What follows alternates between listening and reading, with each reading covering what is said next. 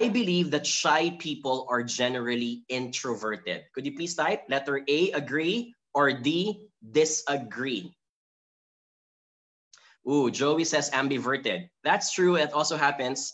You can be an introverted extrovert or an extroverted introvert. My friends tell me sometimes I can be an extroverted introvert. Okay? I believe that shy people are generally introverted. So agree or disagree? Okay, I'm getting a mix here, although I'm getting a lot of letter A. So a lot of people in this room believe that shy people are generally introverted. Okay, or letter D, disagree. Now I'm getting a lot of disagree. So let's try to understand the difference between the two. Shyness and introversion are different, but they have overlap. Such as, for example, both shy people and introverted people only become more sociable, meaning they open up, they talk more, they make deeper connections only with people that they know, for reasons that they can trust them, for reasons that, number two, they know that they will be loved and they will be cared for, even if they make mistakes and even if they fall short of expectations, right? Because they know that the person that they're talking to is predictable. They've encountered and they've experienced talking with them in the past, right? So that's number one. Number two, shy people and introverted people don't speak up immediately or don't express themselves. So that applies to both written and vocalized or verbalized expressions. So before they speak up, they think or reflect first. However, there are differences and there are nuances to why they pause and the reason why they hold back. And the reason for that for shy people is that, number one, they hold back because they're concerned of what people will think about them, right? That's for shy people. Introverted people, on the other hand, think or reflect first because they want to make sure that what they talk about is something that may add value to the people that they're talking to. So those two things are different.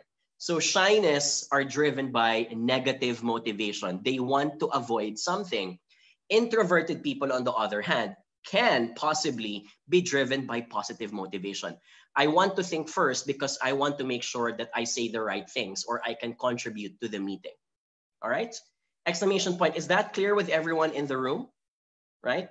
And I want to highlight that because that in itself talks about when you are introverted, you're not necessarily shy. Introverted people are not afraid of judgment.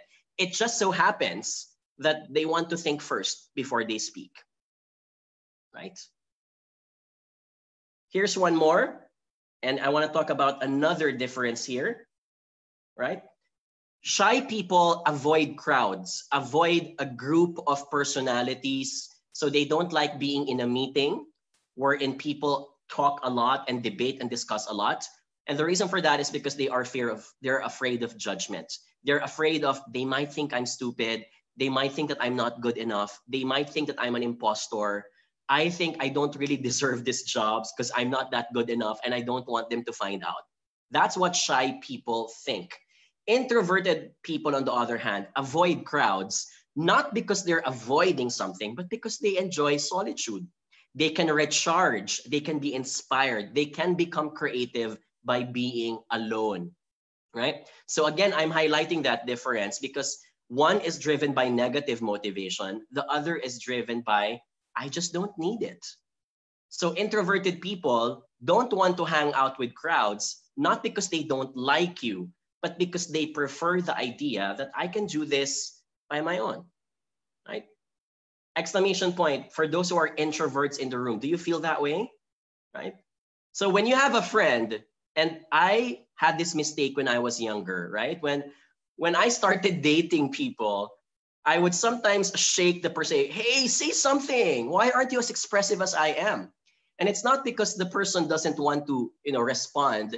It's simply because they just don't like the idea of having to express and say something all the time. It's just who they are, right?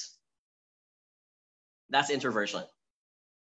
The second one is shy people are concerned about the consequence of speaking up. So consequence meaning, this might lead to a mistake. I might not get promoted. They might think that I did not study enough. They might think that my presentation wasn't prepared well prior to today. That's being shy. Introverted people are different. They just don't see speaking up as necessary to express oneself. So introverted people, for example, in many studies are likely preferring written communication compared to spoken communication, right? Also, introverted people, especially leaders, when we study them in organizational behavior, thrive better in companies by delegating tasks and allowing their people to lead other subgroups versus an extroverted leader who prefers being very hands-on in a lot of things. So he prefers the one-on-one down to the middle person, down to the low-ranking staff. He likes the idea of being able to interact with all of them and being able to speak to them.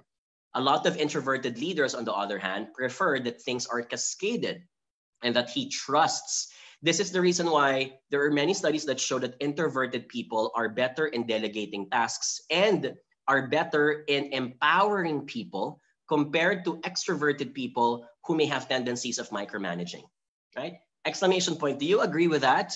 I don't agree with it totally, but I can understand where that study is coming from, right?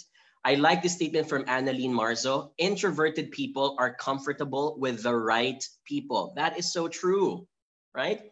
So that's the reason why when someone doesn't open up to you immediately and they don't at all talk to you, it's not because there's something wrong about you. It's because you just haven't earned yet perhaps the person's trust or the person's